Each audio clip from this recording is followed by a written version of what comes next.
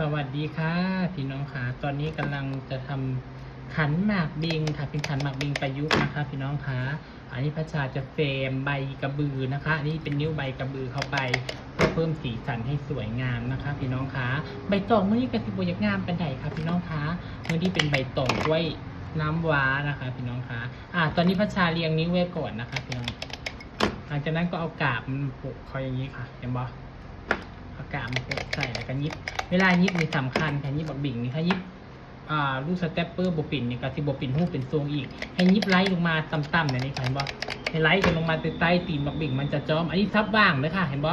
พระชาซับว่างค่ะให้จำเอาตัวชั้นละสี่กาบสับว่างไปสับว่างมานะคะพอเราสับว่างก็จะเป็นขันบักบิ่ง8 ทิศนะคะพี่น้องคะเห็นบ่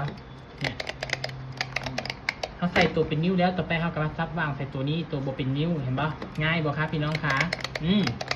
ง่ายนะคะคอยเฮาเข้าใจเทคนิคในการวางกาบเฮากระเทศบักบิ่งออกมาสวยงามบางคนเดาเอาค่ะบางคนจักเทคนิคในการวางกาบวางเรียงกันไปเลยมันจะออกมาเป็นคนละม้วนคนละทรงนะคะพี่น้องขาเรียงกันลงมาไล่กันลงมาตีนบักบิ่งมันจะได้จ้อมเข้า